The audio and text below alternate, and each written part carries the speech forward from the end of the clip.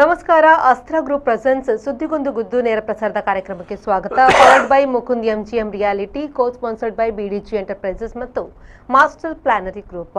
ಇಂದಿನ ಸುದ್ದಿಗೊಂದು ಗುದ್ದು ನೇರ ಪ್ರಸಾರದ ಕಾರ್ಯಕ್ರಮದಲ್ಲಿ ಮಾತುಕತೆಯಲ್ಲಿ ನಮ್ಮ ಜೊತೆ ಹಿರಿಯ ಪತ್ರಕರ್ತರಾಗಿರುವಂತಹ ಮೋಹನ್ ಬೋಳಂಗಡಿ ಅವರಿದ್ದಾರೆ. ಅವರನ್ನ ಕಾರ್ಯಕ್ರಮಕ್ಕೆ ಆತ್ಮೀಯವಾಗಿ ಸ್ವಾಗತಿಸೋಣ. ಸರ್, ಕಾರ್ಯಕ್ರಮಕ್ಕೆ ಸ್ವಾಗತ. ಇಂದಿನ ಸುದ್ದಿಗೊಂದು ಗುದ್ದು ನೇರ ಪ್ರಸಾರದ ಕಾರ್ಯಕ್ರಮದ ವಿಷಯ ಪ್ರಜ್ವಲ್ ರೇವಣ್ಣ ಕೈತಿ ನಂಬರ್ 15528. ಈ ಬಗ್ಗೆ ಒಂದು ವರದಿ ಇದೆ ನೋಡಿ.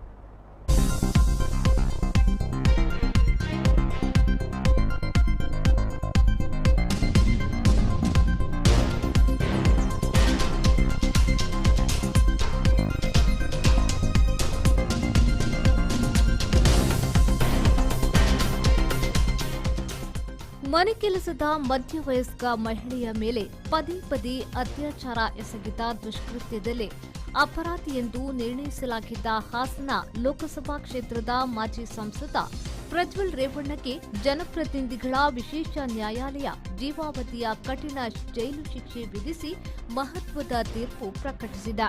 ಅಪರಾಧಿ ಪ್ರಜ್ವಲ್ ರೇವಣ್ಣನನ್ನ ಪರಪ್ಪನ ಅಗ್ರಹಾರ ಕೇಂದ್ರ ಕಾರಾಗೃಹದಿಂದ ಶನಿವಾರ ಬೆಳಿಗ್ಗೆ ನ್ಯಾಯಾಲಯಕ್ಕೆ ಕರೆತರಲಾಗಿತ್ತು.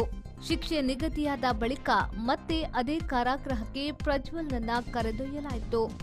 ಇದುವರೆಗೂ ವಿಚಾರಣಾಧೀನ ಕೈದಿಯಾಗಿದ್ದ ಪ್ರಜ್ವಲ್ ಇನ್ನು ಮುಂದೆ ಸಜಾಬಂದಿಯಾಗಿ ಜೈಲಿನಲ್ಲೇ ಇರಲಿದ್ದಾನೆ.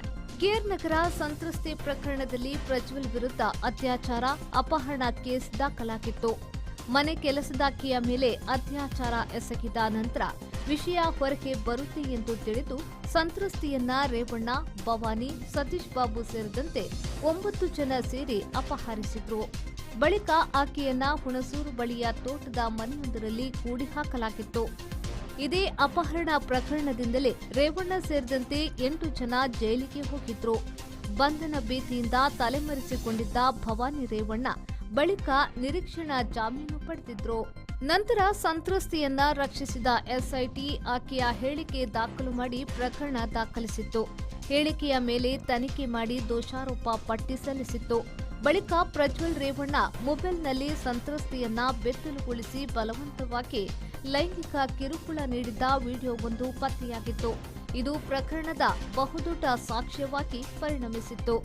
ಕೊನೆಗೆ ಎಫ್ಎಸ್ಎಲ್ ಮೂಲಕ ವಿಡಿಯೋ ತುಣುಕಿನಲ್ಲಿರುವುದು ಪ್ರಜ್ವಲ್ ರೇವಣ್ಣ ಎನ್ನುವುದು ಸಾಬೀತಾಗಿತ್ತು. ಕಳೆದ ಲೋಕಸಭಾ ಚುನಾವಣೆಯ ವೇಳೆ ಪ್ರಜ್ವಲ್ ರೇವಣ್ಣ ಅವರದ್ದು ಎನ್ನಲಾಗಿರುವ ಅಶ್ಲೀಲ ವಿಡಿಯೋಗಳಿದ್ದ ಪೆನ್ ಡ್ರೈವ್ಗಳನ್ನು ಹಾಸನ ಕ್ಷೇತ್ರಾದ್ಯಂತ ಹಂಚಲಾಗಿತ್ತು. ಬಳಿಕ ಹೊಳೆನರಸೀಪುರದ ಮಹಿಳೆಯೊಬ್ಬರು ನೀಡಿದ್ದ ದೂರಿನ ಆಧಾರದ ಮೇಲೆ ತನಿಖೆ ಆರಂಭವಾಗಿತ್ತು. ಪ್ರಕರಣ ಸಂಬಂಧ 2024ರ ಮೇ 31ರಂದು ಪ್ರಜ್ವಲ್ ರೇವಣ್ಣ ಅವರನ್ನ ಪೊಲೀಸರು ಬಂಧಿಸಿದ್ರು. ಜೈಲು ಅಧಿಕಾರಿಗಳ ಪ್ರಕಾರ ಅಪರಾಧಿಗಳಿಗೆ ಪ್ರಾಮಾಣಿಕ ಡ್ರೆಸ್ ಕೋಡ್ ಅನ್ನ ಅನುಸರಿಸಲಾಗುತ್ತಿದ್ದು, ಕೈದಿಗಳಿಗೆ ನೀಡಲಾಗಿರುವ ಸಮವಸ್ತ್ರವನ್ನ ಧರಿಸಬೇಕಾಗುತ್ತದೆ. ಪ್ರಜ್ವಲ್ಗೆ ಅಧಿಕೃತವಾಗಿ ಕೈದಿ ಸಂಖ್ಯೆ 15528 ನೀಡಲಾಗಿದೆ. ಶನಿವಾರ ಪ್ರಜ್ವಲ್ಗೆ ಜೀವಿತಾವಧಿಯವರೆಗೆ ಜೈಲು ಶಿಕ್ಷೆ ವಿಧಿಸಿದ ನ್ಯಾಯಾಲಯವು ಒಟ್ಟಾರೆ ಅವರಿಗೆ 11.50 ಲಕ್ಷ ದಂಡ ವಿಧಿಸಿತ್ತು ಮತ್ತು ಸಂತ್ರಸ್ತೆಗೆ 11.25 ಲಕ್ಷ ರೂಪಾಯಿಗಳನ್ನು ಪಾವತಿಸುವಂತೆ ನಿರ್ದೇಶಿಸಿತ್ತು. ಪ್ರಜ್ವಲ್ ರೇವಣ್ಣ ಅವರ ವಿರುದ್ಧ ದಾಖಲಾಗಿದ್ದ 4 ಲೈಂಗಿಕ ದೌರ್ಜನ್ಯ ಮತ್ತು ಅತ್ಯಾಚಾರ ಪ್ರಕರಣಗಳಲ್ಲಿ ಒಂದರಲ್ಲಿ ನ್ಯಾಯಾಲಯವು ಅವರನ್ನ ದೋಷಿ ಎಂದು ತೀರ್ಪು ನೀಡಿದೆ. ಪ್ರಜ್ವಲ್ ರೇವಣ್ಣ ಮುಂದಿನ ನಡೆ ಏನು ಎಂಬುದನ್ನು ಕಾದು ನೋಡಬೇಕಿದೆ. Today's special court has awarded sentence to the accused, to the convicted former MP, Mr. Prajwal Ravana. Under Section 276K, he has been convicted for 2 years. Under Section 276N, he has been convicted for life with remaining period of life. And he has also been convicted on various provisions of Section 354 and IT Act as well. Now, the total compensation amount of 11,50,000 rupees has been awarded, out of which 11,25,000 rupees will be paid to the victim. In addition to the compensation which is awarded, the accused is liable to be remain in prison under Section 376N to the remaining period of his life. Thank you. Sir, can this be challenged in High Court like that? That is left to he has the right to appeal. He has the right to appeal. He can challenge it in appeal. ದಂಡದ amount 11,50,000ದಲ್ಲಿ 11,25,000 ವಿಕ್ಟಿಮ್ಗೆ ಪರಿಹಾರ ರೂಪದಲ್ಲಿ ಕೊಡಬೇಕಾಗಿದೆ. Bureau report, ವಿ4 news, Bengaluru.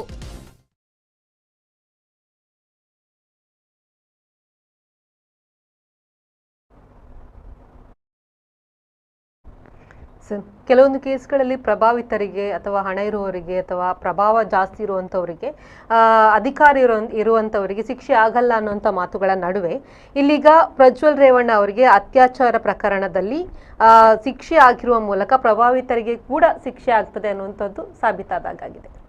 ನೋಡಿ, ಈ ದೇಶದ ಕಾನೂನು ವ್ಯವಸ್ಥೆಯಲ್ಲಿ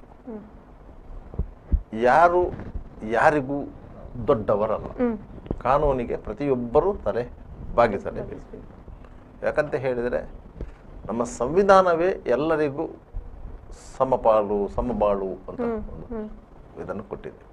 ಆದ್ದರಿಂದ ಬಡವರಿರ್ಬೋದು, ಶ್ರೀಮಂತರಿರ್ಬೋದು, ಪ್ರಭಾವಿಗಳಿರ್ಬೋದು, ಯಾರೇ ಆದರೂ ನ್ಯಾಯಾಲಯದಲ್ಲಿ ಶಿಕ್ಷೆ ಆಗುವುದಿಲ್ಲ ಅಂತ ಇಲ್ಲ. ಈ ಹಿಂದೆಯೂ ಸಹ ಹಲವಾರು ಪ್ರಕರಣಗಳಲ್ಲಿ ಪ್ರಭಾವಿಗಳಿಗೆ ಶಿಕ್ಷೆ ಆದಂಥ ಉದಾಹರಣೆಗಳಿವೆ. ಆದರೆ ಪ್ರಭಾವಿಗಳು ಹೇಗೆ ನುಣುಚಿಕೊಳ್ತಾರೆ ಕಾನೂನಿನ ಕಣ್ಣಿನಿಂದ, ಕಾನೂನಿನ ಕೈಗಳಿಂದ ಎನ್ನುವುದರ ಮೇಲೆ ಅವರಿಗೆ ಶಿಕ್ಷೆ ಆಗುವ ಪ್ರಮಾಣಗಳು ಕಡಿಮೆ ಆಗ್ತದೆ ಅಷ್ಟೇ ಹೊರತು ನ್ಯಾಯಾಲಯದ ಮೇಲೆ ಯಾರಿಗೂ ಒತ್ತಡ ಹೇರಲಿಕ್ಕೆ ಆಗುವುದಿಲ್ಲ, ಪ್ರಭಾವ ಬಳಸಿಕೊಳ್ಳಲಿಕ್ಕೆ ಆಗುವುದಿಲ್ಲ.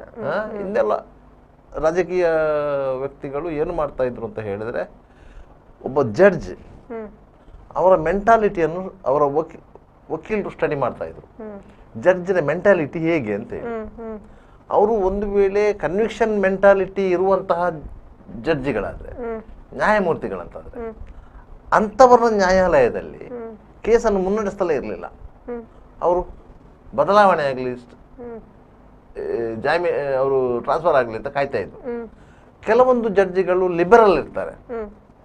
ಆ ಲಿಬರಲ್ ಇರುವಂಥ ಜಡ್ಜಿಗಳ ಬೆಂಚ್ಗಳಿಗೆ ಅಂಥ ಪ್ರಕರಣಗಳನ್ನು ಮೂವ್ ಮಾಡಿಸ್ತಾರೆ. ಮೂವ್ ಮಾಡಿಸಿ ಅಲ್ಲಿ ರಿಲೀಫು ಪಡ್ಕೊಳ್ತಾರೆ. ನಿಮ್ಗೊಂದು ಸಣ್ಣ ಒಂದು ಉದಾಹರಣೆ ಹೇಳ್ತೇನೆ. MG ಉಮಾ ಅಂತ ಹೇಳಿ ಈಗ ಹೈಕೋರ್ಟ್ನಲ್ಲಿ ಜಸ್ಟಿಸ್ ಆಗಿದ್ದಾರೆ. ಅವರು ಮಂಗಳೂರು ಸೆಷನ್ಸ್ ಕೋರ್ಟು ನ್ಯಾಯಾಧೀಶರಾಗಿತ್ತು. ಆಯ್ತಾ, ಅವರು ಒಂದು ಮೂಡಬಿದ್ರೆಯ ಒಂದು ಕೊಲೆ ಪ್ರಕರಣಕ್ಕೆ ಸಂಬಂಧಿಸಿದಂತೆ ಟ್ರಯಲ್ ಮಾಡಬೇಕಿತ್ತು.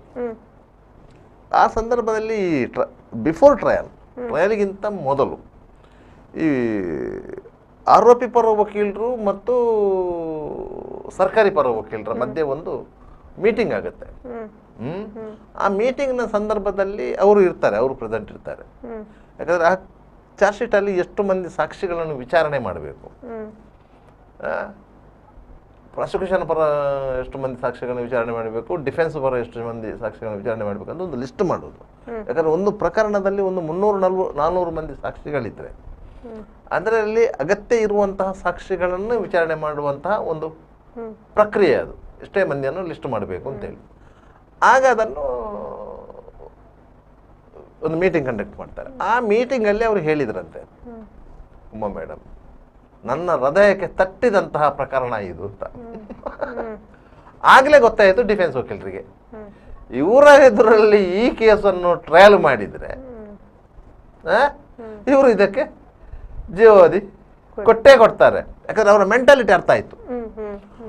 ಒಂದು ಪ್ರಕರಣ ಜಡ್ಜಿನ ಹೃದಯಕ್ಕೆ ತಟ್ಟಿದೆ ಅಂತಾದ್ರೆ, ಅವರೇ ಚಾರ್ಜ್ ಶೀಟ್ ಅನ್ನು ಸಂಪೂರ್ಣವಾಗಿ ಅಧ್ಯಯನ ಮಾಡಿರ್ತಾರೆ, ತಟ್ಟಿದೆ ಅಂತಾದ್ರೆ ಅವರು ಅದರಲ್ಲಿ ಯಾವುದೇ ರೀತಿಯ ಮುಲಾಜನ್ನು ತೋರಿಸುವುದಿಲ್ಲ ಅಂತ. ಇನ್ನು ಏನಾದ್ರೂ ಇವರು ಟ್ರಾನ್ಸ್ಫರ್ ಆಗುವವರೆಗೆ ಇದು ಟ್ರಯಲ್ ಆಗಬಾರ್ದು ಅಂತ ಹೇಳಿ ಇಬ್ಬರು ವಕೀಲರುಗಳು ಸೇರಿಕೊಂಡು, ಡಿಫೆನ್ಸ್ ಬರೋ ಇಬ್ಬರು ವಕೀಲರುಗಳಿದ್ರು ಅದರಲ್ಲಿ, ಇಬ್ಬರು ಸೇರಿಕೊಂಡು ಮಾತುಕತೆಯಾಗಿ ಹೇಗೂ ದುಡಿದ್ರು. ಮುಂದಕ್ಕೆ ದುಡಿದ್ರು, ಅವರು ಟ್ರಾನ್ಸ್ಫರ್ ಆಗಿ ಹೋದರು. ಅವರು ಹೈಕೋರ್ಟಿಗೆ ಪದೋನ್ನತಿ ಹೋದ್ರು, ಹೈಕೋರ್ಟ್ ಜಸ್ಟಿಸ್ ಆಗಿ ಹೋದರು. ಅದರ ನಂತರ ಬೇರೆ ಜಡ್ಜ್ ಬಂದರು, ಮತ್ತೆ ಅದು ಟ್ರಯಲ್ ಆಯಿತು. ಅದರಲ್ಲಿ ಎಕ್ವಿಟ್ ಆದ.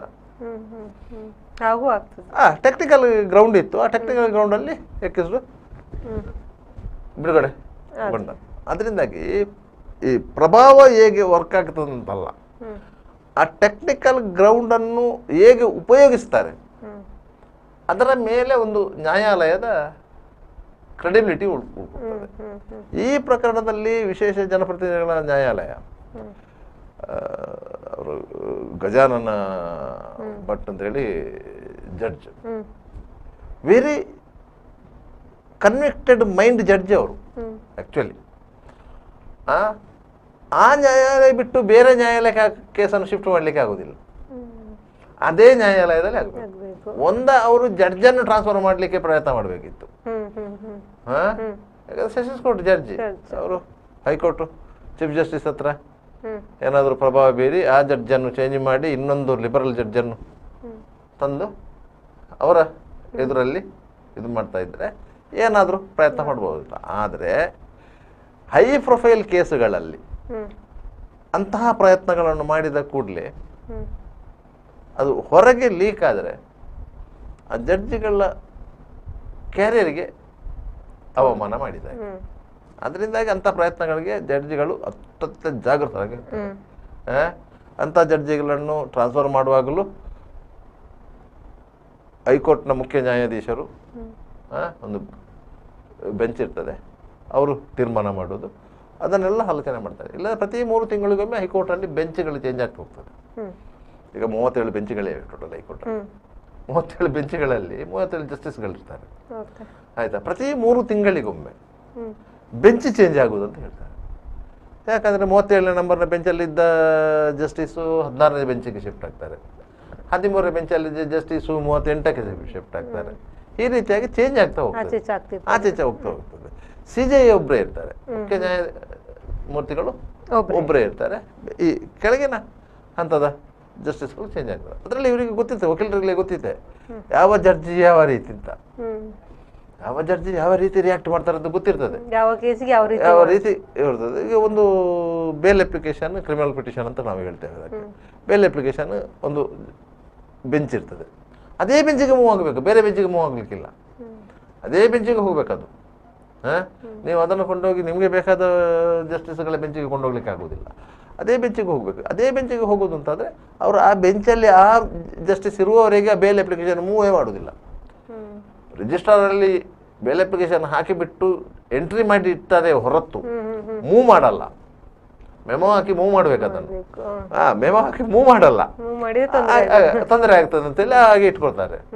ಮತ್ತೆ ಅನುಕೂಲವಾದ ಜಸ್ಟಿಸ್ಗಳು ಬಂದ್ರೆ ಲಿಬರಲ್ ಇರ್ತದೆ, ಯಾಕೆ ಸುಮ್ಮನೆ ಜೈಲಲ್ಲಿ ಕೂರಿಸುವುದು, ಹೋಗ್ಲಾಚೆ ಹೊರಗೆ ಮತ್ತೆ ಟ್ರಯಲ್ ಅಲ್ಲಿ ನೋಡ್ಕೊಳ್ಳುವ ಅಂತ ಹೇಳಿ ಮೆಂಟಾಲಿಟಿ ಜಡ್ಜಿಗಳು ಇದ್ದಾರೆ, ಜಸ್ಟಿಸ್ಗಳು ಇದ್ದಾರೆ. ಹಾಗೆ ಆ ಟೈಮಲ್ಲಿ ಮೂವ್ ಮಾಡ್ತಾರೆ, ಜಾಮೀನು ಮಾಡಿಸ್ಕೊತಾರೆ. ಆದ್ರಿಂದಾಗಿ ಅದು ಎಲ್ಲ ಟೆಕ್ನಿಕಲ್ ಮಾಡುವಂತ, ಅದರಲ್ಲಿ ನಮ್ಮ ಆರ್ಗ್ಯುಮೆಂಟಿನ ಮೇಲೆ ಅದು ಡಿಪೆಂಡ್ ಆಗ್ತದಂತಲ್ಲ. ಅದೇ ಆ ರೀತಿ ಮಾಡದೆ ನಮಗೆ ಯಾವ ಜಸ್ಟಿಸ್ಗಳೂ ಆಗ್ತಾರೆ. ನಾವು ಆರ್ಗ್ಯುಮೆಂಟ್ ಮಾಡಿ ಅವರನ್ನು ಕನ್ವಿನ್ಸ್ ಮಾಡ್ತೇವೆ ಅಂತ ಹೇಳುವಂತಹ ವಕೀಲರುಗಳು ಇದ್ದಾರೆ, ಕೆಲವು ಸೀನಿಯರ್ ಕೌನ್ಸಿಲ್ ವಕೀಲರುಗಳಲ್ಲಿದ್ದಾರೆ, ಇಲ್ಲಂತ ಏನಿಲ್ಲ. ಅವರು ಖಡಾಖಂಡಿತವಾಗಿ ಹೇಳ್ತಾರೆ ಯಾವ ಜಡ್ಜು ಆಗ್ಬೋದು, ನಾವು ಅವರ ವಾದ ಮಾಡಿ ನಾವು ನಮ್ಮ ಕ್ಲೈಂಟಿಗೆ ನ್ಯಾಯ ತೆಗೆಸಿಕೊಡ್ತೇವೆ ಅಂತ ಹೇಳುವಂಥ ವಕೀಲರುಗಳು ಇದ್ದಾರೆ. ಅದರಿಂದಾಗಿ ವಕೀಲರ ಬುದ್ಧಿವಂತಿಕೆಗಳು ಒಮ್ಮೆ ಆ ರೀತಿಯಲ್ಲಿ ವರ್ಕೌಟ್ ಆಗ್ತದೆ.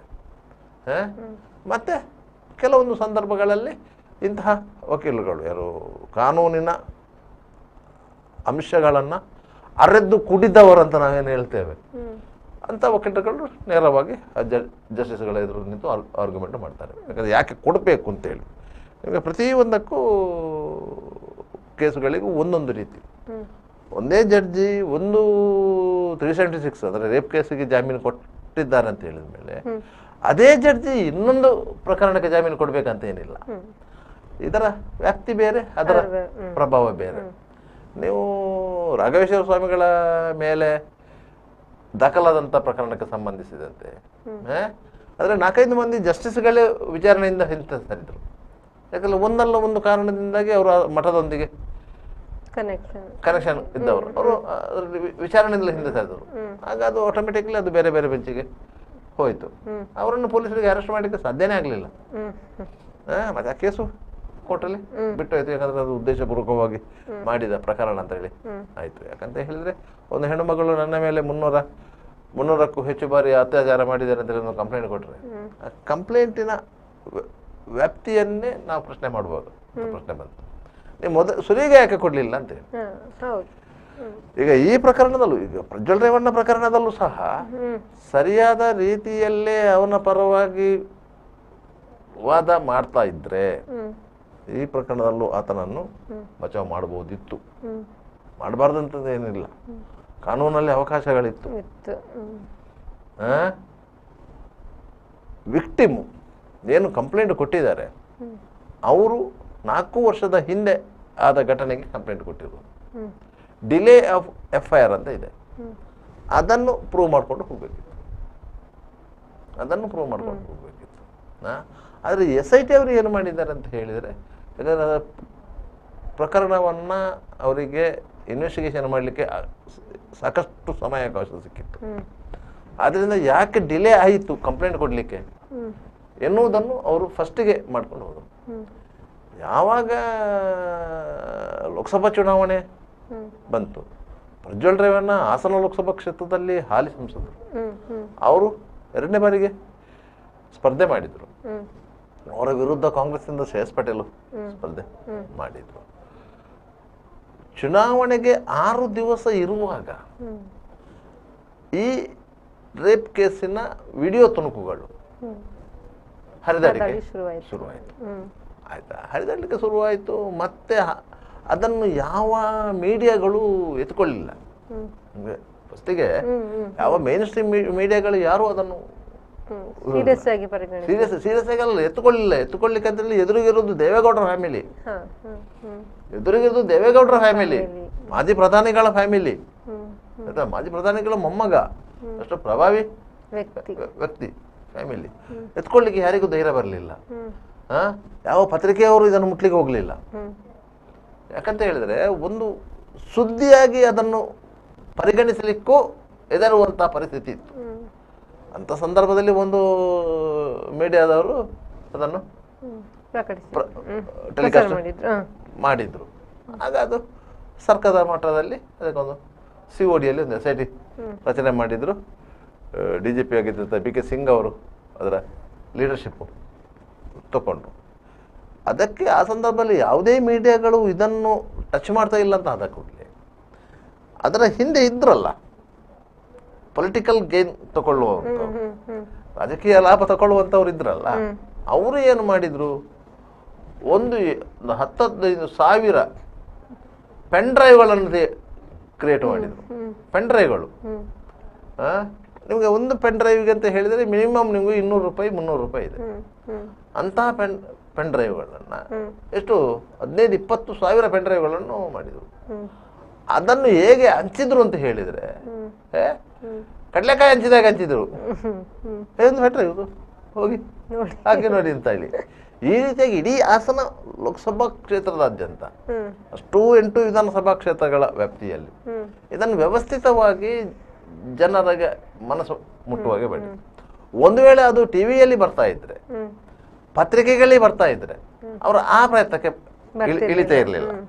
ಯಾವಾಗ ಪತ್ರಿಕೆಗಳು ಮಾಧ್ಯಮದವರು ಇದನ್ನು ಮುಟ್ಲಿಕ್ಕೆ ಹೆದರಿದಂಥ ಸಂದರ್ಭದಲ್ಲಿ, ಯಾಕಂತ ಹೇಳಿದ್ರೆ ವಿಷಯ ಅಷ್ಟು ಗಂಭೀರವಾಗಿತ್ತು, ಕಾಂಪ್ಲಿಕೇಟೆಡ್ ಆಗಿತ್ತು. ಎಲೆಕ್ಷನ್ ಇದೆ, ಕೇವಲ 1 ವಾರದಲ್ಲಿ ಎಲೆಕ್ಷನ್ ಇದೆ ಅಂತ ಸಂದರ್ಭದಲ್ಲಿ ಮಾಡಿದ್ರು. ಆದ್ರಿಂದಾಗಿ ಆ ರೀತಿಯಾಗಿ ಇದು ಬಂತು. ಮತ್ತೆ ಅದು ಮೇನ್ ಸ್ಟ್ರೀಮ್ ಮೀಡಿಯಾ ಅದಕ್ಕೆ ಎಂಟ್ರಿ ಆಯಿತು. ಎಂಟ್ರಿ ಆದ ಮೇಲೆ ಸರ್ಕಾರ ಗಂಭೀರವಾಗಿ ಪರಿಗಣಿಸಿತು. ಸಾರ್ವಜನಿಕವಾಗಿ ಒಂದು ವಿಷಯ ಚರ್ಚೆಗೆ ಬಂತು ಅಂತಾದ ಮೇಲೆ ಯಾವುದೇ ಸರ್ಕಾರಗಳು ಅದನ್ನು ಮುಚ್ಚಿಡ್ಲಿಕ್ಕೆ ಆಗೋದಿಲ್ಲ. ಅದರಿಂದಾಗಿ ಸರ್ಕಾರ ನಾವು ತನಿಖೆಗೆ SIT ರಚನೆ ಮಾಡ್ತೇವೆ ಅಂತೇಳಿ BK ಸಿಂಗ್ ಅಂತ ಒಂದು ದಕ್ಷ ADGP ಮಟ್ಟದಲ್ಲಿ SIT ಟೀಮ್ ರೆಡಿ ಆಯಿತು. ಅವರು ತನಿಖೆಗೆ ಇಳಿದ ಕೂಡಲೇ ಎಲೆಕ್ಷನ್ ಆಯಿತು. ವೋಟ್ ಹಾಕಿದಂತಹ ಪ್ರಜ್ವಲ್ ರೇವಣ್ಣ ವಿದೇಶಕ್ಕೆ ಹೋದರು. ಯಾಕಂದರೆ ಅವರಿಗೆ ರಾಜತಾಂತ್ರಿಕ ಪಾಸ್ಪೋರ್ಟ್ ಇತ್ತು. ಯಾವುದೇ ಒಬ್ಬ MP ಆಗಿ ಆಯ್ಕೆಯಾದ ಕೂಡಲೇ ಅವನು ಹೋಗಿ ಲೋಕಸಭೆಯಲ್ಲಿ ಓತು ತಗೊಂಡ ತಕ್ಷಣ ಅವನಿಗೆ ಒಂದು ರಾಜತಾಂತ್ರಿಕ ಪಾಸ್ಪೋರ್ಟ್ ಇಶ್ಯೂ ಆಗುತ್ತೆ, ಲೋಕಸಭೆಯ ಒಂದು ID ಕಾರ್ಡ್ ಇಶ್ಯೂ ಆಗುತ್ತೆ, ಅವನಿಗೆ ಒಂದು ಡೆಲ್ಲಿಯ ಸಿಮ್ ಕಾರ್ಡ್ ಇಶ್ಯೂ ಆಗುತ್ತೆ. ಆಯ್ತಾ, ಸಾಮಾನ್ಯವಾಗಿ ಅವನ ಹೆಸರಲ್ಲಿ ಒಂದು ಬ್ಯಾಂಕ್ ಅಕೌಂಟ್ ಓಪನ್ ಆಗುತ್ತೆ. ಅದು ಆವತ್ತೇ ಆಗ್ತದೆ. ಯಾವತ್ತು ಓತು ತಗೊಂಡ್ರ ಆವತ್ತೇ ಆಗುತ್ತೆ. ಒಂದು ಸಿಮ್ ಕಾರ್ಡ್, ಪಾಸ್ಪೋರ್ಟ್, ಒಂದು ಬ್ಯಾಂಕ್ ಅಕೌಂಟ್ ಅದು ಇಮ್ಮಿಡಿಯೇಟ್ ಅದು ಆಗಿತ್ತು. ಆದರೆ ನಿಮಗೆ ರಾಜತಾಂತ್ರಿಕ ಪಾಸ್ಪೋರ್ಟ್ ಇತ್ತು. ನೀವು ರಾಜತಾಂತ್ರಿಕ ಪಾಸ್ಪೋರ್ಟ್ ಇದೆ ಅಂತ ಆದ ಕೂಡಲೇ ನೀವು ಯಾವುದೇ ದೇಶಕ್ಕೆ ನಿಮಗೆ ಫ್ರೀ ವೀಸಾ ಸಿಗುತ್ತೆ.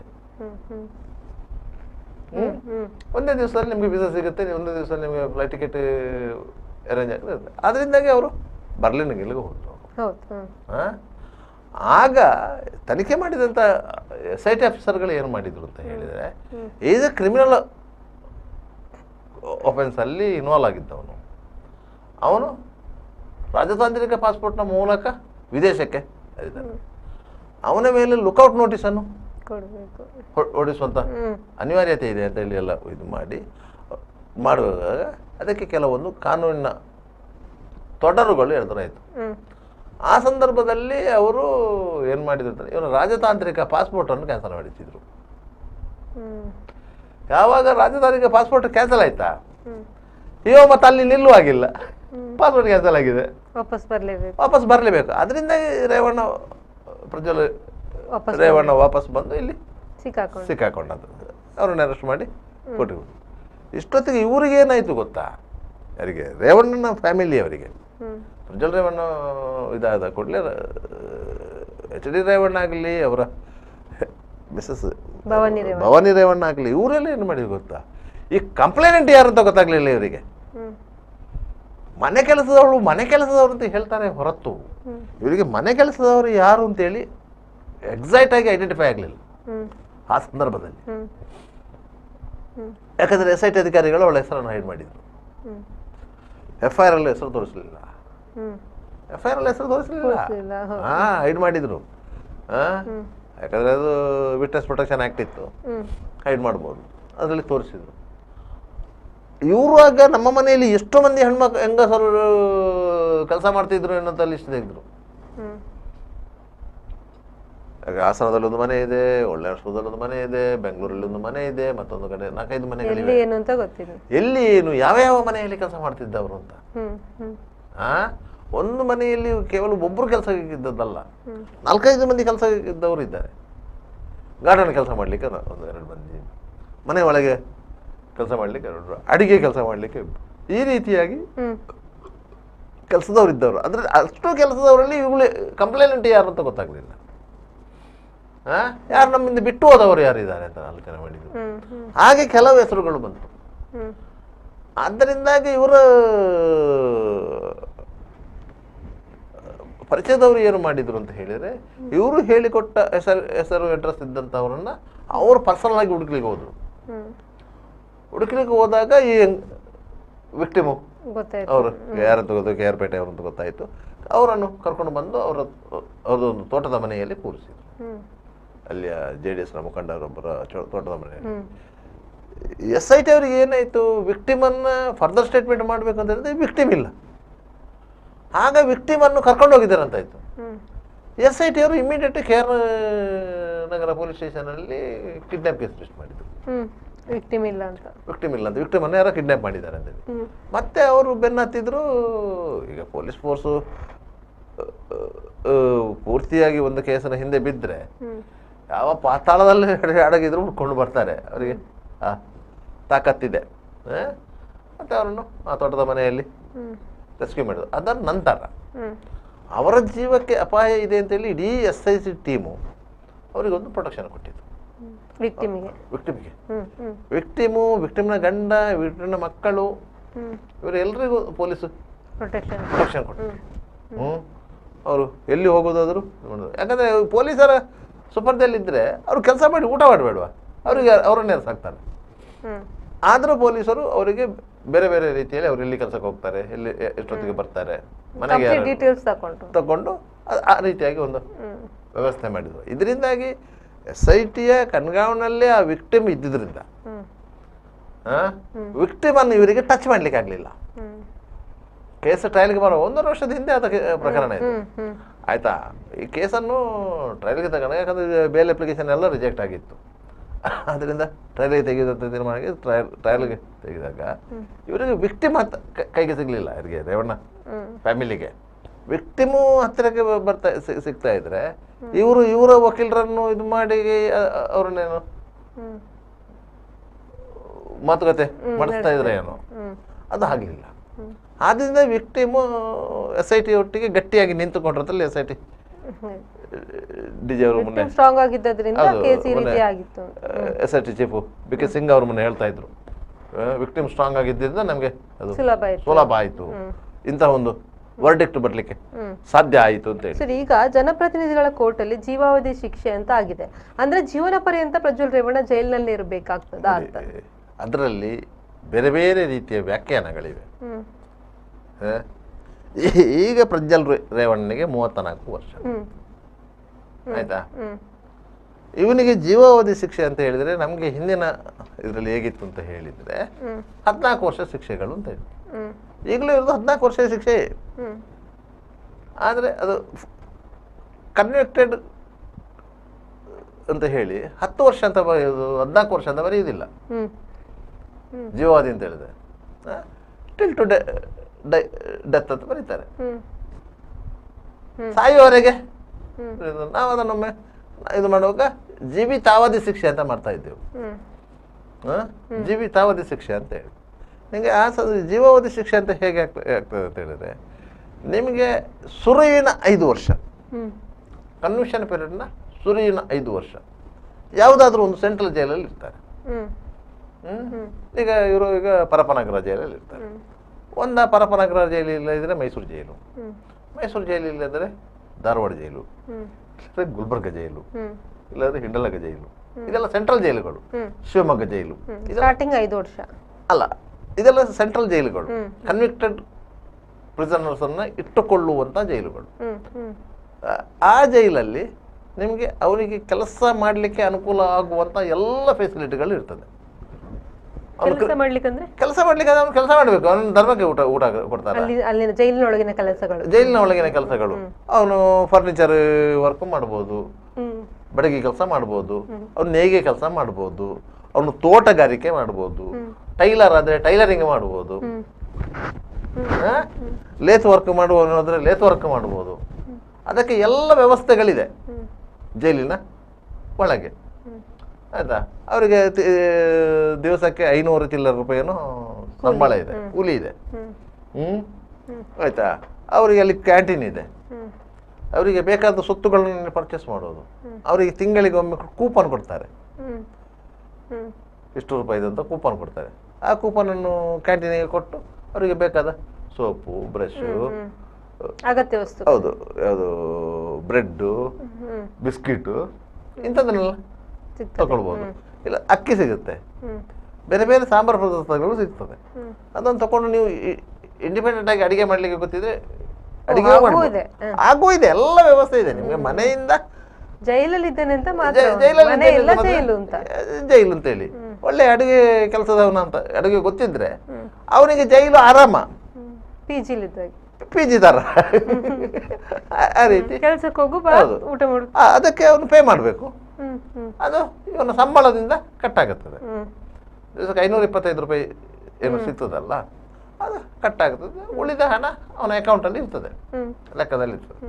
ಈಗ ಅವನು ಶಿಕ್ಷೆ ಮುಗಿಸಿ ಹೊರಗೆ ಬರುವ ಸಂದರ್ಭದಲ್ಲಿ ಅಷ್ಟು ಹಣವನ್ನು ಅವನಿಗೆ ಡೆಬಿಟ್ ಮಾಡ್ತಾರೆ. ಆ ರೀತಿಯಾಗಿ ಇದಿದೆ. ಆದ್ದರಿಂದ ಜೈಲು ಒಳಗೆ ಇರುವ ಸಂದರ್ಭದಲ್ಲಿ ಅವನಿಗೆ ಆ ಫೆಸಿಲಿಟಿ ಇದೆ. ಈಗ ಪ್ರಜ್ವಲ್ ರೇವಣ್ಣ ಹುಟ್ಟಿನಿಂದ ಇಲ್ಲಿಯವರೆಗೆ ಈ 34 ವರ್ಷದಲ್ಲಿ ಒಂದು ಚಮಚ ತೆಗೆದು ಆಚೆ ಇಟ್ಟ ವ್ಯಕ್ತಿ ಅಲ್ಲ. ಯಾಕಂದ್ರೆ ಐಷಾರಾಮಿ ಜೀವನದಲ್ಲಿ ಅವರು ಈ ವಾತಾವರಣಕ್ಕೆ ಹೊಂದಿಕೊಳ್ಳಿಕ್ಕೆ ಕಷ್ಟ ಆಗುತ್ತೆ. ಆದ್ರೆ ಸಾಧಾರಣ 1.5 ವರ್ಷದಿಂದ ಅವರು ಜೈಲಲ್ಲೇ ಇರುವುದರಿಂದ ಅದು ಅಡ್ಜಸ್ಟ್ ಆಗಿರ್ತಾರೆ. ಆದ್ರೆ ಇಲ್ಲಿ ಇಷ್ಟರವರೆಗೆ ಏನಿತ್ತು ಅಂತ ಹೇಳಿದ್ರೆ ಅವರಿಗೆ ಹೊರಗಿನ ಊಟ ಬರ್ತಾ ಇತ್ತು, ಮನೆಯಿಂದ ಊಟ ಬರ್ತಾ ಇತ್ತು, ಇದೆಲ್ಲ ಇತ್ತು. ಈಗ ಇನ್ನು ಆ ಫೆಸಿಲಿಟಿ ಕಟ್ ಆಗುತ್ತದೆ, ಇನ್ನು ಜೈಲು ಊಟ. ಮತ್ತೆ ಬೇರೆ ತಿನಿಸುಗಳನ್ನು, ಅದು ಫುಡ್ಸ್ ಆಗಿರ್ಬೋದು, ಬೇಕರಿ ಐಟಮ್ಗಳಾಗಬೇಕು, ಇದನ್ನೆಲ್ಲ ಕೊಂಡೋಗಿ ಕೊಡ್ಬೋದು, ಕೊಡಬಾರ್ದು ಅಂತ ಏನಿಲ್ಲ. ಆದ್ರಿಂದ ಆ ಒಂದು ವ್ಯವಸ್ಥೆಗೆ ಹೇಗೂ ಒಗ್ಗಿಕೊಂಡಿರುವುದರಿಂದ ಅಷ್ಟು ದೊಡ್ಡ ಕಷ್ಟ ಆಗಿರ್ಲಿಕ್ಕಿಲ್ಲ. ಒಂದು.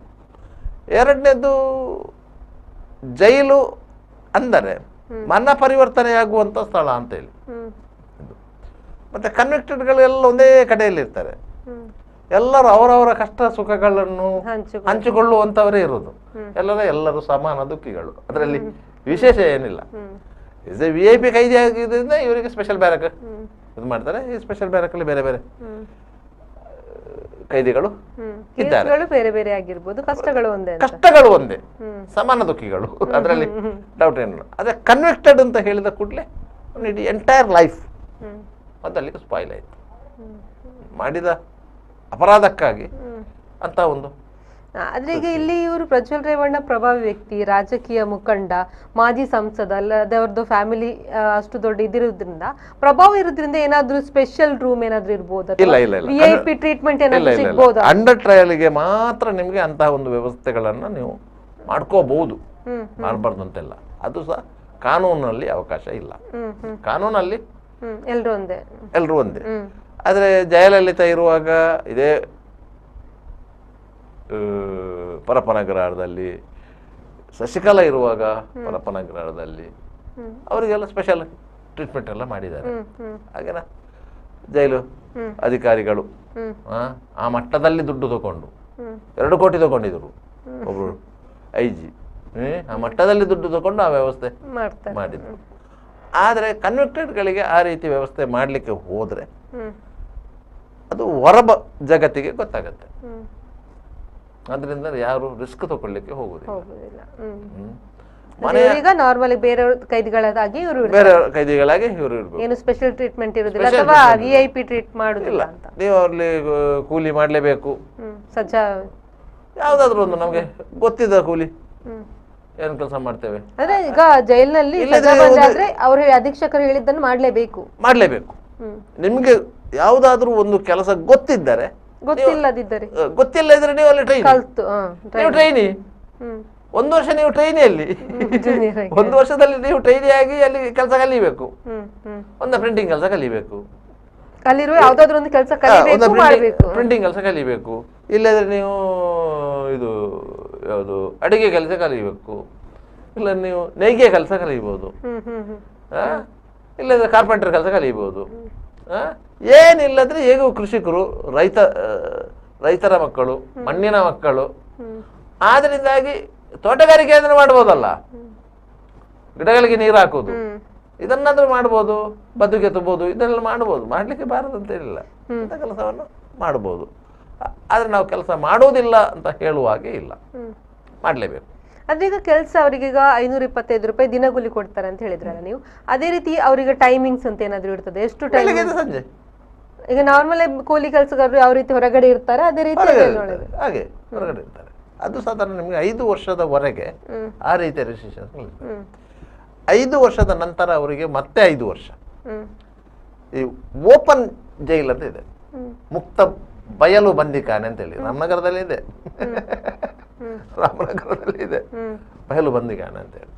ಆ ಬಂದಿಖಾನೆಗೆ ಶಿಫ್ಟ್ ಮಾಡ್ತಾರೆ, ಬಯಲು ಬಂದಿಖಾನೆಗೆ. ಆ ಬಯಲು ಬಂದಿಖಾನೆಯಲ್ಲಿ ನಿಮ್ಗೆ ಓಪನ್ ಇದು ಜಾಗ ಎಲ್ಲ ಓಪನ್ ಆಯ್ತಲ್ಲ. ನಿಮ್ಗೆ ರಾತ್ರಿ ಮಾತ್ರ ನೀವು ಸೆಲ್ಲೊಳಗೆ ಇರೋದು, ಮೇಲೆ ಇದೇನಿಲ್ಲ. ಈ ಜೈಲು ಕನ್ವಿಕ್ಟೆಡ್ ಇಲ್ಲಿಗೆ ಸೆಂಟ್ರಲ್ ಜೈಲು, ಬೆಂಗಳೂರು ಸೆಂಟ್ರಲ್ ಜೈಲು ಇದೆ, ಮೈಸೂರು ಸೆಂಟ್ರಲ್, ಆ ರೀತಿಯಾಗಿಲ್ಲ. ಅದು ಓಪನ್. ಅಲ್ಲಿ ನಿಮಗೆ ಕಲ್ಲು ಹೊಡೆಯುವುದು, ಇಂಥದ್ದೆಲ್ಲ ಕೆಲಸ, ಇನ್ನು ಕಷ್ಟದ ಕೆಲಸಗಳೆಲ್ಲ ಅಲ್ಲಿ ಇರ್ತದೆ. ಯಾಕಂದ್ರೆ ಇಲ್ಲಿ ಅಡ್ಜಸ್ಟ್ ಆಗಿರ್ತಾರಲ್ಲ, ಇಲ್ಲಿ ಟ್ರೈನಿಂಗ್ ಆಗಿರ್ತದಲ್ಲ, ಅವರು ಅಲ್ಲಿಗೆ ಶಿಫ್ಟ್ ಆಗ್ತಾರೆ. ಆ 10 ವರ್ಷ ಅವರು ಮಾಡಿದ ಮೇಲೆ ಪುನಃ ಈ ಜೈಲಿಗೆ ಬರ್ತಾರೆ, ಮೊದಲಿದ್ದ ಸೆಂಟ್ರಲ್ ಜೈಲಿಗೆ ಬರ್ತಾರೆ. ಏನು ಅವರು ತಪಾತ್ರೆ ಮಾಡದಿದ್ರೆ ಅವ್ರು ಪುನಃ ಅದೇ ಜೈಲಿಗೆ ಬರ್ತಾರೆ, ಇಲ್ಲದೆ ಬೇರೆ ಜೈಲಿಗೆ ಶಿಫ್ಟ್ ಮಾಡ್ತಾರೆ, ಅದೆಲ್ಲ ಇರ್ತದೆ.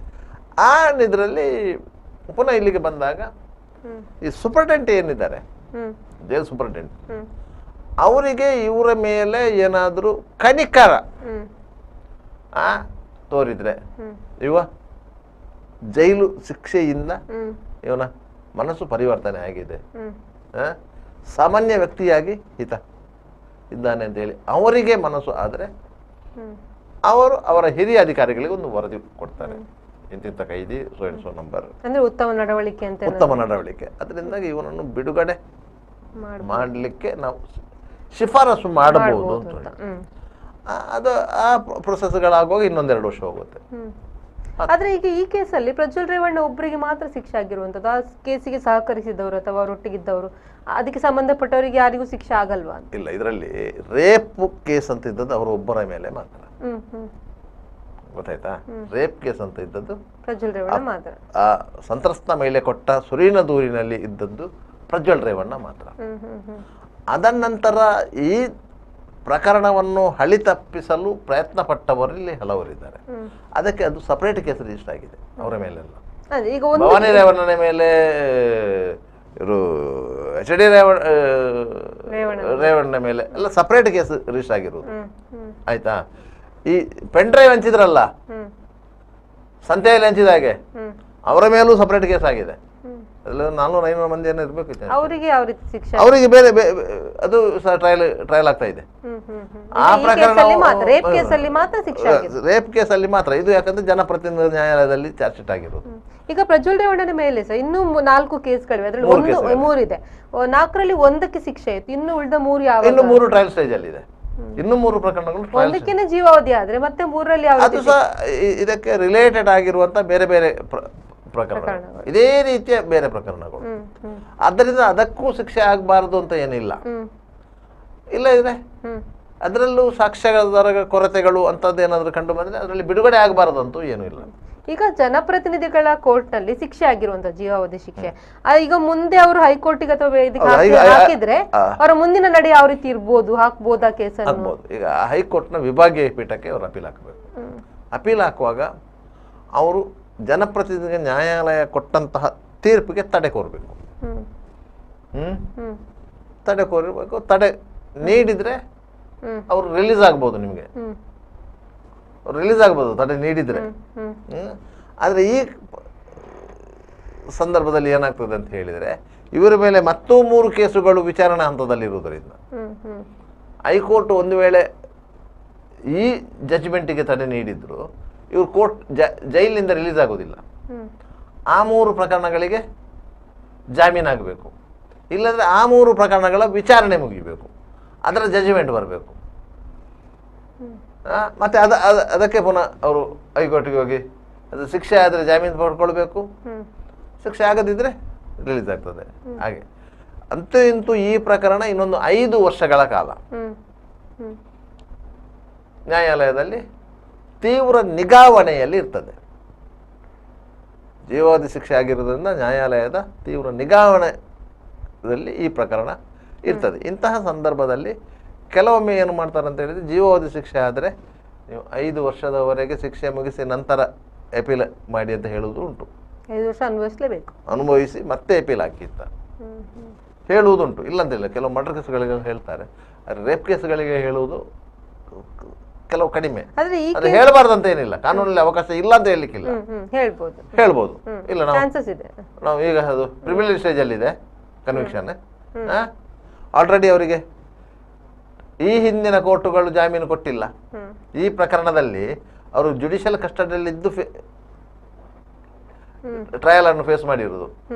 ಆದ್ದರಿಂದ ಅವರಿಗೆ ಜಾಮೀನು ಕೋರುವಂತಹ ಅವಕಾಶಗಳು ಕಡಿಮೆ. ಯಾಕಂದ್ರೆ ಈ ಹಿಂದೆ ಯಾವ್ಯಾವ ಕಾರಣಗಳಿಗಾಗಿ ಜಾಮೀನು ರಿಜೆಕ್ಟ್ ಆಗಿತ್ತು, ಆ ಎಲ್ಲ ಕಾರಣಗಳು ಈಗ ಪರಿಗಣನೆ ಮಾಡ್ತದೆ. ಅವರ ಮೇಲೆ ಇನ್ನೂ 3 ಕೇಸುಗಳಿದೆ. ಆದ್ದರಿಂದ ಈ ಪ್ರಕರಣದಲ್ಲಿ ಆ 3 ಕೇಸುಗಳು ಮುಗಿದ ಮೇಲೆ ನೀವು ಜಾಮೀನಿಗೆ ಕೇಳಿ ಅಂತ ಹೇಳಬಹುದು. ಇನ್ನೊಂದು 5 ವರ್ಷ ಶಿಕ್ಷೆ ಮುಗಿಸಿ ಕೇಳಿ ಅಂತ ಹೇಳಬಹುದು. ಅದು ಹೈಕೋರ್ಟ್ನ ವಿಭಾಗೀಯ ಪೀಠ ಅದನ್ನು ತೀರ್ಮಾನ ಮಾಡುವುದು. ಯಾಕಂದ್ರೆ ಯಾವತ್ತು ಜೀವಾವಧಿ ಶಿಕ್ಷೆಗೆ ಒಳಪಟ್ಟಂತಹ ಪ್ರಕರಣಗಳು ಹೈಕೋರ್ಟಿನ ವಿಭಾಗೀಯ ಪೀಠದಲ್ಲಿ ಮೇಲ್ಮನವಿ ವಿಚಾರಣೆ ಆಗುವುದು. ಸಿಂಗಲ್ ಬೆಂಚಿನಲ್ಲಿ ಅಲ್ಲ, 2 ಜಸ್ಟಿಸ್ಗಳು ಇರುವಂತ ಬೆಂಚಿನಲ್ಲಿ. ಅದನ್ನು ಯಾವ ಬೆಂಚಿನಲ್ಲಿ ತೀರ್ಮಾನ ಮಾಡುವುದು CJI, ಮುಖ್ಯ ನ್ಯಾಯಮೂರ್ತಿಗಳು ಅವರು ತೀರ್ಮಾನ ಮಾಡ್ತಾರೆ. ಅದರಿಂದಾಗಿ ಮಿನಿಮಮ್ ಪ್ರಜ್ವಲ್ ರೇವಣ್ಣ 5 ವರ್ಷಗಳ ಕಾಲ ಜೈಲಲ್ಲಿ ಇರಬೇಕು, ಮಿನಿಮಮ್.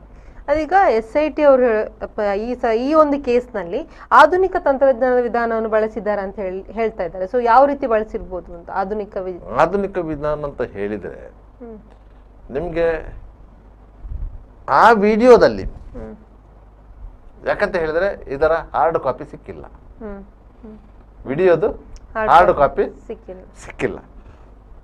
SIT ಅವರಿಗೆ ಸಿಕ್ಕಿರುವುದೇನು? ಉರಿಡಿ ಹಂಚಲ್ಪಟ್ಟಂತಹ ಪೆನ್ ಡ್ರೈವ್ ಅದರಲ್ಲಿದ್ದ ವಿಡಿಯೋ. ಆ ವಿಡಿಯೋದ ಕ್ಲಾರಿಟಿ ಮತ್ತು ಅದರ ಸಾಚಾತನ ಅದನ್ನು ಅವರು ವೈಜ್ಞಾನಿಕ ರೀತಿಯಲ್ಲಿ ಅದನ್ನು ಕನ್ಫರ್ಮ್ ಮಾಡ್ಕೊಂಡಿದ್ರು. ಮತ್ತು ಆ ವಿಡಿಯೋದಲ್ಲಿ ಇರುವುದು ಸಂತ್ರಸ್ತೆ ಮತ್ತು ಪ್ರಜ್ವಲ್ ರೇವಣ್ಣ ಎನ್ನುವುದು ಕನ್ಫರ್ಮ್ ಆಗಬೇಕಿತ್ತು. ಅದನ್ನು ಅವರು ವೈಜ್ಞಾನಿಕ ರೀತಿಯಲ್ಲಿ ಕನ್ಫರ್ಮ್ ಮಾಡ್ಕೊಂಡಿರೋದು. ಅವರು ಅದಕ್ಕೆ ಸಂಬಂಧಪಟ್ಟ ದಾಖಲೆಗಳನ್ನು ನ್ಯಾಯಾಲಯಕ್ಕೆ ಸಲ್ಲಿಸಿರುವುದು. ಅದರಿಂದಾಗಿ ಪ್ರಜ್ವಲ್ ರೇವಣ್ಣ ರೀತಿಯಲ್ಲಿ ಇನ್ನೊಬ್ಬ ಮಾಡಿ ಪ್ರಜ್ವಲ್ ರೇವಣ್ಣ ಹೆಸರು ಹಾಕಿದಂತ ಹೇಳುವಾಗಿಲ್ಲ. ಅದನ್ನು ವೈಜ್ಞಾನಿಕವಾಗಿ ಅವರು ಕನ್ಫರ್ಮ್ ಮಾಡಿದ್ದಾರೆ. ಅದರಿಂದಾಗಿ ಪ್ರಜ್ವಲ್ ರೇವಣ್ಣಗೆ ಈ ಪ್ರಕರಣದಲ್ಲಿ ಹೊರಗೆ ಬರಲಿಕ್ಕೆ ಆಗಲಿಲ್ಲ. ಜಾಮೀನಲ್ಲಿ ಹೊರಗೆ ಬರಲಿಕ್ಕೆ ಆಗದ್ದು ಇದಕ್ಕೆ. ಯಾವತ್ತು ಯಾವುದೇ ಕ್ರಿಮಿನಲ್ ಪ್ರಕರಣದಲ್ಲಿ ನ್ಯಾಯಾಲಯ ಜಾಮೀನು ನಿರಾಕರಿಸಿದಂಥ ಸಂದರ್ಭದಲ್ಲಿ ಕಸ್ಟಡಿಯಲ್ಲಿದ್ದು ಯಾವುದು ಟ್ರಯಲ್ ಫೇಸ್ ಮಾಡೋದಂತಾದರೆ ವೆರಿ ರಿಸ್ಕ್, ಶಿಕ್ಷೆ ಆಗುವ ಸಾಧ್ಯತೆಗಳು 90%. ಎಕ್ವಿಟ್ ಆಗೋದು ಕೇವಲ 10%. ಯಾಕಂತ ಹೇಳಿದರೆ ಚಾರ್ಜ್ ಶೀಟ್ನಲ್ಲಿ ಇರುವಂಥ ಎಲ್ಲ ಲೂಸ್ ಪೋಲ್ಗಳನ್ನು, ಚಾರ್ಜ್ ಶೀಟಲ್ಲಿ ಎಷ್ಟೆಷ್ಟು ಲೂಸ್ ಪೋಲ್ಗಳು ಇದ್ದದನ್ನು ಅವನ ಪರ ಡಿಫೆನ್ಸ್ ವಕೀಲರುಗಳು ಕೂಲಂಕಷವಾಗಿ ಅಧ್ಯಯನ ಮಾಡ್ತಾರೆ. ಅದರ ಮೇಲೆಯೇ ಅದನ್ನ ಜಾಮೀನು ಕೊಡಬೇಕಂತ ಕೋರುವುದು. ಅಂತಹ ಸಂದರ್ಭದಲ್ಲೂ ಸಹ ಜಾಮೀನು ಸಿಗಲಿಲ್ಲ ಅಂತಾದರೆ ಚಾರ್ಜ್ ಶೀಟಲ್ಲಿ ಲೂಸ್ ಪೋಲ್ ಇಲ್ಲ ಅಂತ ಲೆಕ್ಕ. ಅದರಿಂದ ಅಂಥ ಪ್ರಕರಣದ ಟ್ರಯಲ್ ಆದರೆ ಸಾಕ್ಷಿದಾರರು ಅದರಲ್ಲಿ ಸರಿಯಾದ ರೀತಿಯಲ್ಲಿ ನ್ಯಾಯಾಲಯದಲ್ಲಿ ಸಾಕ್ಷಿ ಹೇಳಿದರು. ಅದು 164 ಸ್ಟೇಟ್ಮೆಂಟ್ ಎಲ್ಲ ಮಾಡಿರ್ತಾರೆ, ಇದೆಲ್ಲ ಆಗಿರ್ತದೆ. ಅದನ್ನೆಲ್ಲ ಅದು ಸರಿಯಾಗಿ ಸಾಕ್ಷಿ ಹೇಳಿದರೆ ಮತ್ತು ಸಾಕ್ಷಿದಾರರು ಎಲ್ಲರನ್ನ SIT ಅಧಿಕಾರಿಗಳು ನಿಗಾವಣೆಯಲ್ಲಿಟ್ಟುಕೊಂಡು ಅವರು ಎಲ್ಲೂ ಚದುರಿ ಹೋಗೋದಂತೆ ನೋಡ್ಕೊಂಡಿದ್ರು. ಅದರಿಂದ ಈ ಪ್ರಕರಣದಲ್ಲಿ ಶಿಕ್ಷೆ ಆಗಿರೋದು. ಅಂದ್ರೆ ಈಗ ರಾಜ್ಯದ ಮೊದಲ ಪ್ರಕರಣ ಇದ್ದ ಅಂದ್ರೆ SIT ಒಂಥರ ಆ ವೈಜ್ಞಾನಿಕ ವಿಧಾನದ ಮೂಲಕ ತನಿಖೆ ಮಾಡಿರುವಂತದ್ದು? ಇಲ್ಲ, ಎಲ್ಲ ಪ್ರಕರಣಗಳನ್ನು ಆ ರೀತಿಯಾಗಿ ತನಿಖೆ ಮಾಡ್ತಾರೆ. ಇದು ಅತ್ಯಂತ ಪ್ರಭಾವಿ ಕುಟುಂಬದ ಒಂದು ಕುಡಿ ಒಳಗೊಂಡಿರುವಂತ ಪ್ರಕರಣ ಆಗಿರೋದ್ರಿಂದ ಅವರು ಭಾರಿ ಜಾಗೃತೆಯಲ್ಲಿ ಅದನ್ನು ತನಿಖೆ ಮಾಡಿದ್ದಾರೆ ಮತ್ತು ಸಾಕ್ಷ್ಯಗಳನ್ನು ಸಂಗ್ರಹಿಸಿದ್ದಾರೆ. ವಿಟ್ನೆಸ್ಗಳು ಬೇರೆ, ಎವಿಡೆನ್ಸ್ಗಳು ಬೇರೆ. ಇಲ್ಲಿ ಎವಿಡೆನ್ಸ್ಗಳು ಮುಖ್ಯ ಆಗಿರೋದು. ವಿಟ್ನೆಸ್ ಅಂತ ಇರುವುದು ಯಾರು? ವಿಕ್ಟಿಮ್ ಮಾತ್ರ, ಸಂತ್ರಸ್ತೆ ಮಾತ್ರ. ಮತ್ತೆ ಅದನ್ನು ವಿಡಿಯೋ ಮಾಡಿದವರು ಯಾರು? Accused. Accused phone ಸಿಕ್ಲಿಲ್ಲ, accused phone ಸಿಕ್ಕಿಲ್ಲ. ಆದ್ರಿಂದಾಗಿ ಅದು SIT ಅವರಿಗೆ ಇನ್ವೆಸ್ಟಿಗೇಷನ್ ಸ್ವಲ್ಪ ಟಫ್ ಇರೋದು. ಆ ಫೋನನ್ನು ಕಂಡುಹಿಡಿಯುವಂತ ಎಲ್ಲ ಪ್ರಯತ್ನವನ್ನು ಮಾಡಿದ್ರು SIT ಅವರು. ಇವರು ಅದನ್ನು ಕೋಆಪರೇಟ್ ಮಾಡಿಲ್ಲ. ಬೇರೆಯವರಾದ್ರೆ ಬೇರೆ ರೀತಿಯಲ್ಲಿ ನೋಡ್ತಾ ಇದ್ರು. ಒಂದು ಪ್ರಭಾವಿ ಕುಟುಂಬದ ಕುಡಿ ಆ ರೀತಿಯಲ್ಲಿ ನೋಡ್ಲಿಕ್ಕೆ ಆಗೋದಿಲ್ಲ. ಆದ್ರಿಂದ ಅವರಿಗೆ ಆ ಮದರ್ ಫೋನ್ ಏನಿದೆ ಅದನ್ನು ರಿಕವರಿ ಮಾಡ್ಲಿಕ್ಕೆ ಆಗ್ಲಿಲ್ಲ. ಆದ್ರೆ ಮದರ್ ಫೋನ್ನಿಂದ ಅದು ಪೆನ್ ಡ್ರೈವ್ಗೆ ಹೋಯ್ತಲ್ಲ, ಮತ್ತೊಂದು ಫೋನಿಗೆ ಹೋಯ್ತಲ್ಲ, ಆ ಫೋನ್ ರಿಕವರಿ ಮಾಡಿದ್ರು. ಅವರ ಡ್ರೈವರ್ ಫೋನ್ ಅನ್ನು ರಿಕವರಿ ಮಾಡಿದ್ರು. ಡ್ರೈವರ್ ಫೋನ್ನಿಂದ ಇನ್ನೊಂದು ಕಡೆಗೆ ಹೋಯ್ತಲ್ಲ, ಆ ಫೋನ್ ರಿಕವರಿ ಆಯ್ತು. ಮದರ್ ಫೋನ್ ಸಿಗ್ಲಿಲ್ಲ ಅಂತ ಹೊರತು ಬೇರೆ 2 ಫೋನುಗಳು ಸಿಕ್ಕಿತ್ತಲ್ಲ, ಅಲ್ಲಿಂದ ಡೌನ್ಲೋಡ್ ಆದದ್ದು ಪೆನ್ ಡ್ರೈವಿಗೆ. ಅದರಿಂದ ಯಾವ ಕಂಪ್ಯೂಟರಲ್ಲಿ ಅದನ್ನು ಡೌನ್ಲೋಡ್ ಮಾಡಲಾಯಿತು, ಆ ಕಂಪ್ಯೂಟರನ್ನು ಸೀಸ್ ಮಾಡಿದ್ರು. ಅದು FSL ಅಲ್ಲಿ ಪರೀಕ್ಷೆ ಮಾಡಿದ್ರು. ಆದ್ರಿಂದಾಗಿ ಇಡೀ ಕೇಸಲ್ಲಿ ಸರಿಯಾದ ರೀತಿಯ ಸಾಕ್ಷ್ಯಗಳು ಸಿಕ್ಕಿತ್ತು. ಸಾಕ್ಷಿ ಅಂತ ಇರೋದು ವಿಕ್ಟಿಮ್ ಮಾತ್ರ. ಮತ್ತೆ ವಿಕ್ಟಿಮ್ ಆ ಮನೆಯಲ್ಲಿ ಕೆಲಸ ಮಾಡ್ತಾ ಇದ್ಲು ಎನ್ನುವುದಕ್ಕೆ ಕೆಲವು ಸಾಕ್ಷಿಗಳಿದ್ದಾರೆ. ಅವರ ಮನೆಯವರಿರ್ಬೋದು, ಅವರ ಫ್ರೆಂಡ್ಸ್ಗಳಿರ್ಬೋದು, ಅಂತ ಸಾಕ್ಷಿಗಳಿದ್ದಾರೆ. ಅವಳು ಆ ಮನೆಗೆ ಹೋದದಕ್ಕೆ ಬಂದದಕ್ಕೆ ಆ ಮನೆಯ CCTV ಸಾಕ್ಷ್ಯ ಇದೆ. ಈಗ ಮನೆಯಲ್ಲಿ ಅತ್ಯಾಚಾರ ಆಗಿದೆ ಅಂತ ಆದ್ಮೇಲೆ ಅವಳಲ್ಲಿಗೆ ಹೋಗಿದ್ದಾಳೆ ಇಲ್ಲ ಅಂತ ಅಲ್ಲಿ ಅದಕ್ಕೆ ಸಾಕ್ಷ್ಯಗಳಿವೆ. ಆದ್ದರಿಂದ ಅದನ್ನು ನೀವು ಡಿನೈ ಮಾಡ್ಲಿಕ್ಕೆ ಆಗುದಿಲ್ಲ ನ್ಯಾಯಾಲಯದಲ್ಲಿ. ಇಂತಹ ವೈಜ್ಞಾನಿಕ ಸಾಕ್ಷ್ಯಗಳನ್ನು ನ್ಯಾಯಾಲಯದಲ್ಲಿ ನೀವು ಡಿನೈ ಮಾಡಲಿಕ್ಕೆ ಯಾವಾಗ ಆಗುವುದಿಲ್ಲವೋ ಅಂತಹ ಸಂದರ್ಭದಲ್ಲಿ ಇಂತಹ ಜಡ್ಜ್ಮೆಂಟ್ಗಳು ಬರೋದು. ಬೇರೆ ಕಾರಣಗಳೇ ಇಲ್ಲ. ಈಗ ಈ ಪ್ರಜ್ವಲ್ ರೇವಣ್ಣ ಕೇಸ್ ಈಗ ಶಿಕ್ಷೆಯವರೆಗೆ ಬಂದಿದೆ. ಮುಂದೆ ಏನಾಗ್ಬೋದು ಅಂತ? ಮುಂದೇನಿಲ್ಲ, ಹೈಕೋರ್ಟ್ ಅಲ್ಲಿ ಇದು ಕನ್ಫರ್ಮ್ ಆದ್ರೆ ಅವನು ಶಿಕ್ಷೆ ಮುಗಿಸ್ಕೊಂಡೇ ಬರಬೇಕು. ಅಂದರೆ ಇದರಲ್ಲಿ ಅಜೀವ ಪರ್ಯಂತ ಶಿಕ್ಷೆ ಇದೆ, ಜೀವಿತಾವಧಿ ಅಂತಲ್ಲ, ಆ ರೀತಿ ಇಲ್ಲ. ಆ ರೀತಿ ಇಲ್ಲ. ಏನಾಗುತ್ತೆ ಅಂತಿಲ್ಲ, 10 ವರ್ಷ 12 ವರ್ಷ ಕಳೆದ ಮೇಲೆ ಅವರಿಗೆ ಒಂದು ಹಕ್ಕಿದೆ, ಯಾರಿಗೆ ಕನ್ವಿಕ್ಟ್ಗೆ. ಅವರು ಒಂದು ಮನವಿಯನ್ನ ರಾಜ್ಯಪಾಲರಿಗೆ ಕೊಡಬೇಕು. ರಾಜ್ಯಪಾಲರಿಗೆ ಕೊಡಬೇಕು. ಕೊಟ್ಟು ನಾನು ಇಷ್ಟು ವರ್ಷ ಶಿಕ್ಷೆ ಅನುಭವಿಸಿದ್ದೇನೆ, ನನಗೆ ಈ ರೀತಿಯಾಗಿ ಕನ್ವಿಷನ್ ಕೊಟ್ಟಿದ್ದಾರೆ, ಈ ರೀತಿಯಾಗಿ ಶಿಕ್ಷೆ ಅನುಭವಿಸಿದ್ದೇನೆ, ನಾನು ಜೀವನದಲ್ಲಿ ಸುಧಾರಿದ್ದೇನೆ, ನಾವು ಸಾಮಾನ್ಯ ನಾಗರಿಕನಾಗಿ ಜೀವನ ನಡೆಸಲು ನನಗೆ ಅವಕಾಶ ಕೊಡಬೇಕು ಅಂತೇಳಿ ರಾಜ್ಯಪಾಲರಿಗೆ ಒಂದು ಕ್ಷಮಾದಾನ ಕೋರಿ ಒಂದು ಅರ್ಜಿ ಸಲ್ಲಿಸಬೇಕು.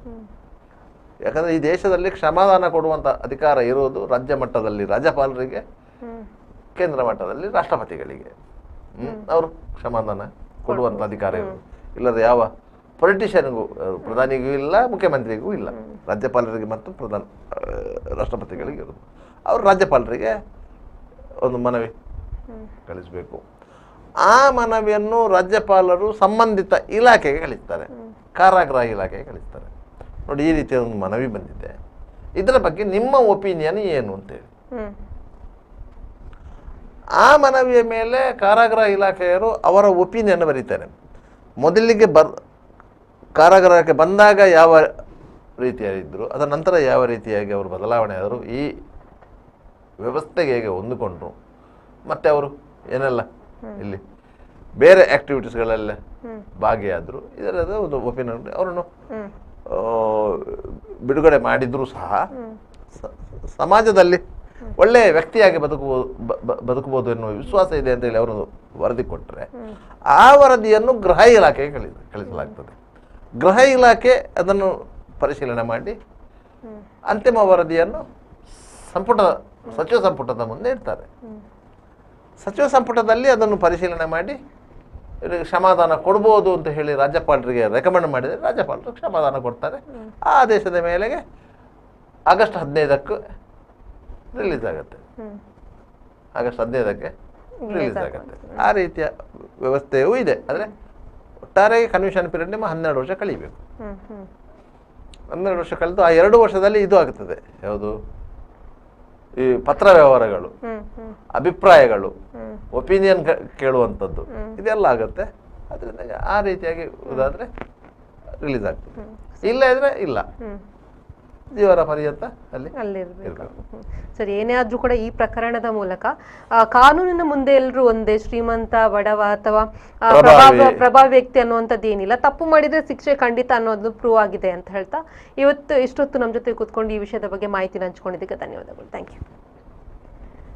ನೋಡಿದ್ರಲ್ಲ, ಇದು ಇವತ್ತಿನ ಸುದ್ದಿಗೊಂದು ಗುದ್ದು ನೇರ ಪ್ರಸಾರದ ಕಾರ್ಯಕ್ರಮ. ಮುಂದಿನ ಸುದ್ದಿಗೊಂದು ಗುದ್ದು ನೇರ ಪ್ರಸಾರದ ಕಾರ್ಯಕ್ರಮದಲ್ಲಿ ಮತ್ತೊಂದು ವಿಷಯಗಳ ಜೊತೆ ಭೇಟಿಯಾಗ್ತೀವಿ. ಅಲ್ಲಿವರೆಗೂ ನಿರಂತರ ಸುದ್ದಿ ಮತ್ತು ಮನರಂಜನೆಗಾಗಿ ನೋಡ್ತಾ ಇರಿ V4 news.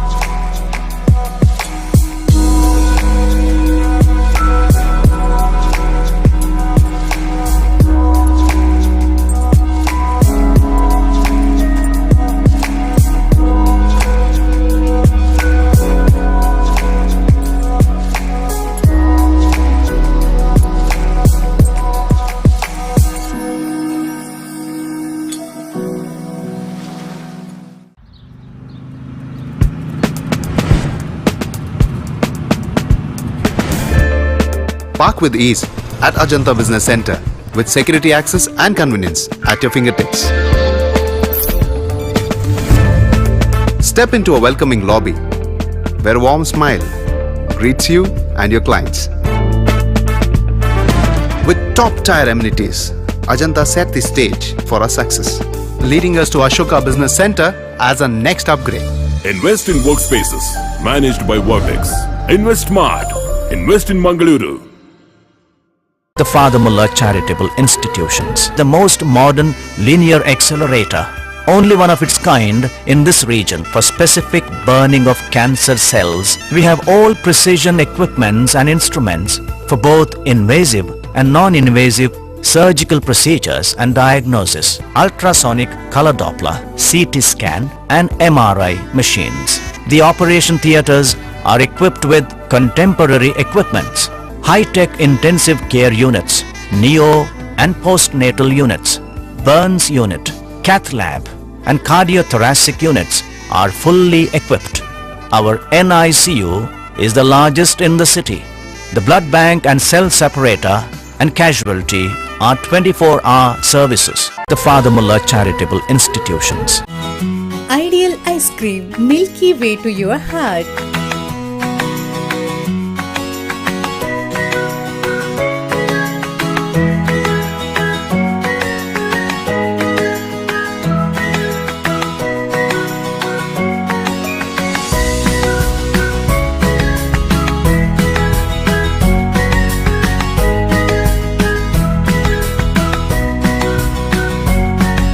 Embellished with a variety of fruits and flavored with rich crunch and chips, they treat your taste buds. Ideal ice cream.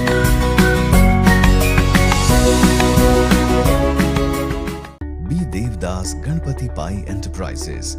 All kinds of quality and attractive material available at one place. Biggest showroom in Mangalore city. Admired by public at large. The showroom of your choice. B. Devdas Ganpati Pai Enterprises near New Chitra Talkies, Mangalore.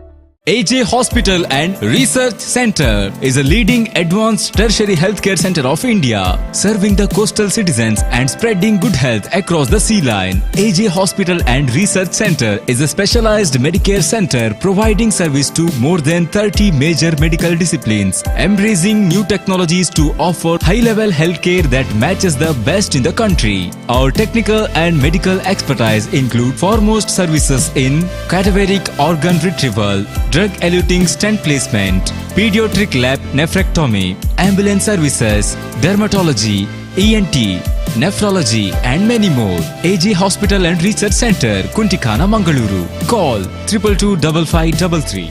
Vasudeva Stores, store for your inner needs. Visit us to find trendy innerwear from major brands.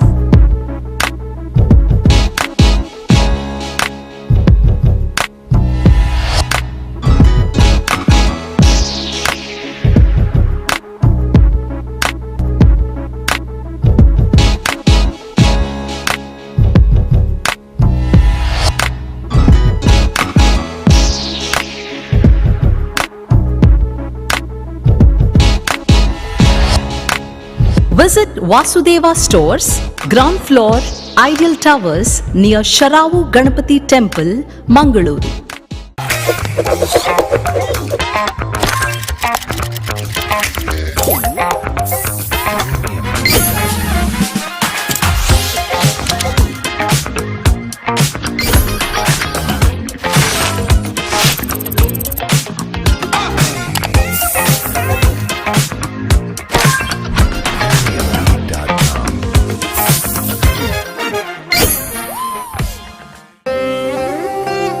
ನನ್ನ ಬಾಲ್ಯ ಅಮೂಲ್ಯ ನೆನಪುಗಳಿಂದ ತುಂಬಿತ್ತು. ಸಮಯದ ಸವಾಲನ್ನು ಎದುರಿಸಿ ನಿಂತ ಪರಂಪರೆ.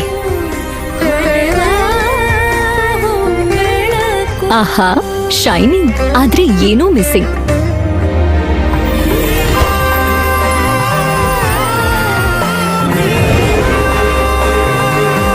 ಶತಮಾನದ ವಾರಸುದಾರಿಕೆಯ ಹೊಸ ಮುಖ ಭೀಮಾ. ಬದಲಾವಣೆ ಹೊಳೆಯುತ್ತಿದೆ.